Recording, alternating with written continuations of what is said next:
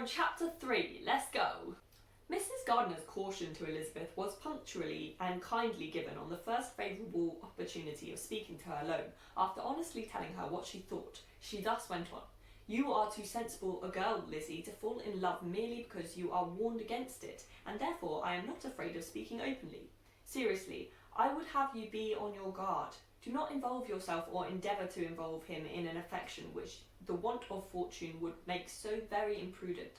I have nothing to say against him. He is a most interesting young man, and if he had the fortune he ought to have, I should think you could not do better. But as it is, you must not let your fancy run away with you. You have sense, and we all expect you to use it. Your father would depend on your resolution and good conduct, I am sure. You must not disappoint your father. My dear aunt, this is being serious indeed. Yes, and I hope to engage you to be serious likewise. Well then, you need not to be under any alarm. I will take care of myself and of Mr. Wickham too. He shall not be in love with me if I can prevent it. Elizabeth, you are not serious now. I beg your pardon. I will try again. At present, I am not in love with Mr. Wickham. No, I certainly am not. But he is, beyond all comparison, the most agreeable man I ever saw, and if he becomes really attached to me, I believe it will be better than he should not. I see the imprudence of it. Ah, that abominable Mr. Darcy! My father's opinion of me does me the greatest honour, and I should be miserable to forfeit it. My father, however, is partial to Mr. Wickham. In short, my dear aunt, I should be very sorry to be the means of making any of you unhappy, but since we see every day that where there is affection, young people are seldom withheld by immediate want of fortune from entering into engagements with each other, how can I promise to be wiser than so many of my fellow creatures if I am tempted? Or how am I even to know that it would be wisdom to resist? All that I can promise you, therefore, is not to be in a hurry. I will not be in a hurry to believe myself his first object. When I am in his company with him, I will not be wishing. In short, I will do my best. Perhaps it will be as well if you discourage his coming here so very often. At least you should not remind your mother of inviting him. As I did the other day, said Elizabeth with a conscious smile. Very true, it will be wise in me to refrain from that. But do not imagine that he is always here so often. It is on your account that he has been so frequently invited this week. You know my mother's ideas as to the necessity of constant company for her friends. But really, and upon my honour, I will try to do what I think to be wisest, and now I hope you are satisfied. Her aunt assured her that she was, and Elizabeth, having thanked her for her kindness on her hints, they parted. A wonderful instance of advice being given on such a point without being resented.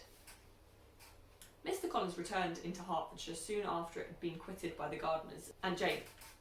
But as he took up his abode with the Lucases, his arrival was no great inconvenience to Mrs. Bennet.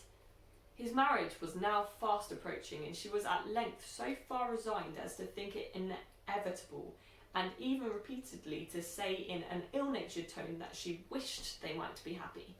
Thursday was to be the wedding day, and on Wednesday Miss Lucas paid her farewell visit. And when she rose to take leave, Elizabeth, ashamed of her mother's ungracious and reluctant good wishes, and Cecilia affected herself, accompanied her out of the room. As they went downstairs together, Charlotte said, I shall depend on hearing from you very often, Eliza. That you certainly shall. And I have another favour to ask. Will you come and see me? We shall often meet, I hope, in Hertfordshire. I am not likely to leave Kent for some time. Promise me, therefore, to come to Hunsford. Elizabeth could not refuse, though she foresaw little pleasure in the visit. My father and Maria are to come to me in March, added Charlotte, and I hope he will consent to be of the party. Indeed, Eliza, you will be as welcome to me as either of them. The wedding took place. The bride and bridegroom set off for Kent from the church door, and everybody had as much to say or to hear on the subject as usual. Elizabeth soon heard from her friend, and their correspondence was as regular and frequent as it had ever been. That it should be equally unreserved was impossible. Elizabeth could never address her without feeling that all the comfort of intimacy was over, and though determined not to slacken as a correspondent, it was for the sake of what had been rather than what was. Charlotte's first letters were received with a good deal of eagerness. There could not but be curiosity to know how she would speak of her new home, how she would like Lady Catherine, and how happy she would dare pronounce herself to be, though when the letters were read, Elizabeth felt that Charlotte expressed herself on every point exactly as she might have foreseen. She wrote cheerfully, seemed surrounded with comforts, and mentioned nothing which she could not praise. The house, furniture, neighbourhood, and roads were all to her taste, and Lady Catherine's behaviour was most friendly and obliging. It was Mr. Collins' picture of Hunford and Rosings rationally softened, and Elizabeth perceived that she must wait for her own visit there to know the rest. Jane had already written a few lines to her sister to announce their safe arrival in London, and when she wrote again, Elizabeth hoped it would be in her power to say something of the Bingleys. Her impatience for this second letter was as well rewarded as impatience generally is. Jane had been a week in town without either seeing or hearing from Caroline. She accounted for it, however, by supposing that her last letter to her friend from Longbourn had by some accident been lost. My aunt, she continued, is going tomorrow into that part of the town, and I shall take the opportunity of calling in Grosvenor Street. She wrote again when the visit was paid, and she had seen Miss Bingley. I did not think Caroline in spirits, were her words, but she was very glad to see me, and reproached me for giving her no notice of my coming to London. I was right, therefore. My last letter had never reached her. I inquired after their brother, of course. He was well, but so much engaged with Mr. Darcy that they scarcely ever saw him. I found that Miss Darcy was expected to dinner. I wish I could see her. My visit was not long, as Caroline and Mrs. Hurst were going out. I dare say I shall soon see them here. Elizabeth shook her head over this letter. It convinced her that accident only could discover to Mr. Bingley her sister's being in town. 4 weeks passed away, and Jane saw nothing of him. She endeavoured to persuade herself that she did not regret it, but she could no longer be blind to Miss Bingley's inattention. After waiting at home every morning for a fortnight and inventing every evening a fresh excuse for her, the visitor did at last appear, but the shortness of her stay, and yet more the alteration of her manner, would allow Jane to deceive herself no longer. The letter which she wrote on this occasion to her sister will prove what she felt. My dearest Lizzie will, I am sure, be incapable of triumphing in her better judgment at my expense, when I confess myself to have been entirely deceived in Miss Bingley's regard for me. But my dear sister, though the event has proved you right, do not think me obstinate if I assert still that, considering what her behaviour was, my confidence was as natural as your suspicion. I do not at all comprehend her reason for wishing to be intimate with me, but if the same circumstances were to happen again, I am sure I should be deceived again. Caroline did not return my visit till yesterday, and not a note, not a line did I receive in the meantime. When she did come, it was very evident that she had no pleasure in it. She made a slight formal apology for not calling before, said not a word of wishing to see me again, and was in every respect so altered a creature that when she went away I was perfectly resolved to continue her acquaintance no longer. I pity, though I cannot help blaming her. She was very wrong in singling me out as she did. I can safely say that every advance to intimacy began on her side, but I pity her because she must feel that she has been acting wrong, and because I am very sure that anxiety for her brother is the cause of it. I need not explain myself farther, and though we know this anxiety to be quite needless, yet if she feels it, it will easily account for her behaviour to me, and so deservedly dear as he is to his sister, whatever anxiety she may feel on his behalf is natural and amiable. I cannot but wonder, however, at her having any such fears now, because if he had at all cared about me, we must have met long, long ago. He knows of my being in town, I am certain, from something she said to herself, and yet it should seem by her manner of talking as if she wanted to persuade herself that he is really partial to Miss Darcy. I cannot understand it. If I were not afraid of judging harshly, I should be almost tempted to say that there is a strong appearance of duplicity in all this, but I will endeavour to banish every painful thought and think only of what will make me happy, your affection and the invariable kindness of my dear uncle and aunt. Let me hear from you very soon. Miss Bingley said something of his never returning to Netherfield again, of giving up the house, but not with any certainty.